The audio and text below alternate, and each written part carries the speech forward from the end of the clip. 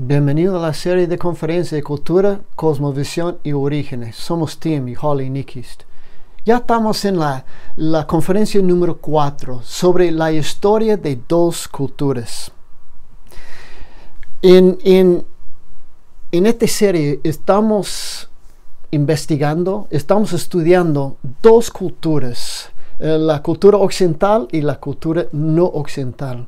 Lo que he nombrado o escogido como no occidental en lo que hemos estudiado es la cultura hebrea. Y ahora la cultura occidental siempre ha sido la cultura griega de la Grecia antigua. Porque en el mundo antiguo la Grecia era el oeste del mundo antiguo. Y cuando hablamos de la cultura o pensamiento occidental, ¿qué significa? ¿Qué es lo que quiere decir? Y eso es lo que vamos a entrar ahora. Está en el pensamiento y cómo la cultura griega empezó a cambiar la forma de pensar.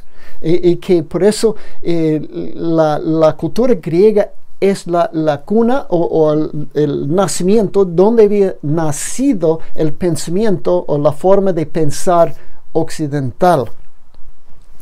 En el siglo VI a.C., ese fue un importante tiempo en la formación cultural de ideas y creencias.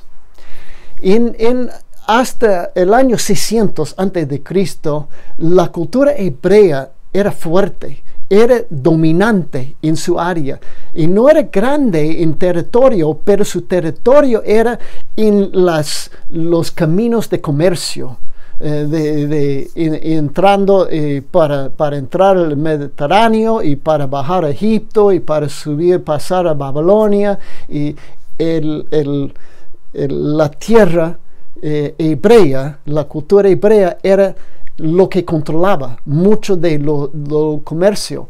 Lo que quiere decir que en su comercio vendía y compraba entonces los bienes, pero también intercambiaban ideas. Y las ideas fueron exportadas y importadas.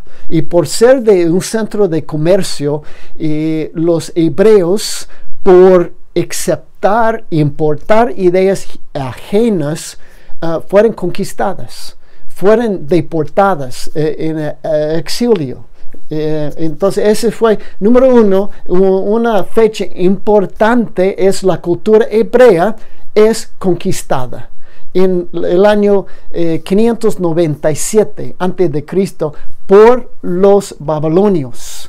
Entonces aquí tenemos el primer paso, primer fecha importante entre las culturas y la potencia de las culturas es la cultura hebrea que dominaba entonces el cercano oriente, ya está conquistada, ya está entonces llevada de su tierra. Pero hubo otro evento importante en la misma fecha más o menos, o los mismos años, es la cultura griega. En la cultura griega ya nace un pensamiento muy diferente, un pensamiento diferente a los demás y diferente a los de adentro, porque la cultura griega fue reconocida por la mitología, por sus dioses, y sus dioses la mayoría venía de otras culturas, de Fenicia. Entonces Fenicia tenía muchos de los mismos dioses, tenían los mismos planos de cómo organizar sus ciudades y el mismo alfabeto. Entonces los griegos habían prestado de ellos varias diferentes cosas, pero Fenicia también era en la frontera con Israel, los hebreos. ¿Qué quiere decir? Es que puede ser que con tiempo también llegaban las creencias hebreas a los fenicios. Luego fue entonces exportada también a los griegos. Pero lo que tenemos es fechas importantes, es 600 años antes de Cristo, una cultura que creía en un Dios único, un Dios soberano, un Dios que controlaba, un Dios digno de ser honrado, la cultura es conquistada, la cultura está deportada, y en su lugar nace una cultura griega, pero con un pensamiento muy distinto, muy diferente. Un pensamiento se llama el naturalismo filosófico. ¿Qué quiere decir el naturalismo filosófico? Veremos en un relato, en un libro escrito por Brian McGee, dice que la historia de la filosofía. Él dice, los primeros filósofos estaban haciendo dos grandes rupturas con el pasado simultáneamente. En primer lugar, estaban tratando de comprender el mundo mediante el uso de su razón, sin apelar a la religión, la revelación, la autoridad o la tradición. Aquí tenemos un punto clave entre las dos culturas. Recién está naciendo una cultura con un pensamiento muy distinto, muy diferente de los demás del mundo. Los países antiguos del Oriente eran dominados por el pensamiento de los espíritus, de los dioses, que Dios controlaba. Era la culpa de Dios o lo que tenía que complacer los dioses por medio de tener victoria en las guerras. Entonces siempre estaba haciendo sacrificio, y si hubo un derroto, entonces era ¿por qué? Porque no habíamos ofrecido suficiente sacrificio a los dioses. Esa fue la idea, y la idea también era parte de la Grecia en la mitología. Pero hubo un grupo de académicos en el año 600 a.C. que decía: no more dioses, no más milagros, no más autoridad externa, no más tradición de creencias. No vamos a seguir entonces el pasado. Vamos a hacer un camino nuevo. Vamos a ser más progresivos. Vamos a imaginar por medio de la razón humana cómo es el mundo, cómo fue creado, cómo funciona, cómo es. Entonces ese fue el nacimiento del naturalismo filosófico, que es ya no más un sistema abierto a los dioses, es un sistema ya cerrado, que ya no más influencia externo dentro del sistema. El sistema está cerrado y vamos a explicar todo por procesos naturales. Uno de los filósofos es Heráclito de Éfeso, alrededor de 500 años antes de Cristo. Él fue uno de los primeros filósofos presocráticos que, como los demás, buscó identificar la primera causa de la creación del mundo, pero dentro del sistema, una causa natural. No puede echar la culpa que sea de un dios, de un poder, una potencia externa, pero Heráclito era uno de los primeros que buscaba la primera causa adentro del sistema, identificar la primera causa de la creación del mundo. ¿Y qué es lo que él había pensado? Escribiendo de Éfeso, él escribe: aunque el logos es como he dicho. Él está hablando del logos. Para él el logos es la primera causa. El logos es algo lo que da vida a la materia. El logos es lo que da formación y se mantiene toda la vida y el universo. Aunque el logos es como he dicho, los hombres siempre fallan en comprenderlo, tanto antes de escucharlo como cuando lo escuchan por primera vez. Heráclito tiene una no tiene un respeto mucho de sus paisanos, de los otros hombres, pensando él que él tiene un conocimiento y un entendimiento en lo que los demás no lo tienen. Entonces él dice, falla en comprenderlo, tanto antes de escucharlo como cuando lo escuchan por primera vez.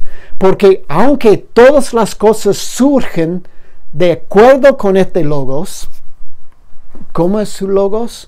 Su logos, todos surgen, todo lo que ha sido creado, han sido creado por medio de esta potencia del logos. Pero el logos es algo, un poder místico y un poder natural, un poder parte del sistema. De acuerdo con este logos, los hombres parecen sin experiencias, aunque de hecho tienen experiencia tanto de palabras como de hechos, como los que he expuesto, distinguiendo cada cosa según su naturaleza y declarando lo que es. Pero otros hombres son tan inconscientes de lo que hacen cuando están despiertos como cuando están dormidos.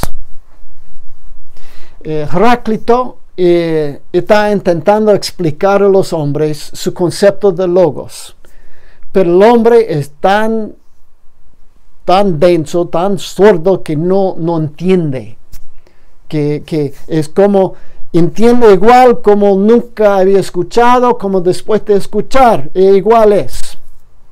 ¿Y qué es lo que estaba tratando de comunicar Heráclito? Está sobre que no hay un Dios externo, no hay. Es un logos interno al sistema, lo que organiza, lo que es una potencia que da organizando la vida, información a la vida y también da vida a la materia y luego se mantiene todo. Esa es la idea de Heráclito, y por eso los otros hombres no lo entendían, porque era tan rara la idea, la creencia, porque está introduciendo por primera vez que los dioses, los poderes exteriores, extraños, no son responsables, no hacen nada, solamente es el logos, el potencia natural del sistema. Para Heráclito, el logos es un pensamiento racional, es natural y universal, a través del cual el universo llegó a existir y por el cual se mantiene. Ese es el logos de Heráclito, y por eso era difícil el hombre a comprender, porque para cambiar ideas hay que explicarlo una vez, dos veces, tres veces. Y Heráclito está cambiando la cultura, está generando una cultura nueva en lo que se llama la cultura occidental. Esa está terminando ya la lección número 4 sobre la historia de las dos culturas.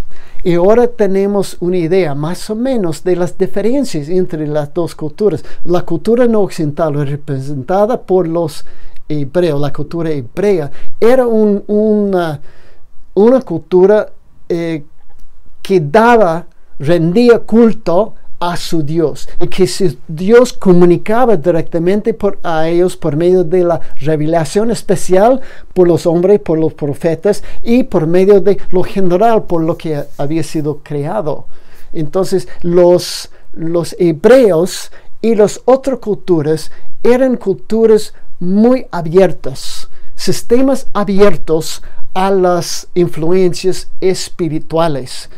Pero recién está naciendo una cultura al oeste, una cultura griega que está intentando de nacer de cero, nacer de una idea completamente nueva, que no es por dos dioses. Nosotros vamos a explicar los orígenes, vamos a explicar el mundo, entender el mundo por medio de la razón humana, no por medio de apelar a las autoridades, ni a los dioses, ni a las tradiciones, ni a la autoridad. Vamos a explicarlo por medio de lo que nosotros entendemos, por medio de nuestra experiencia propia.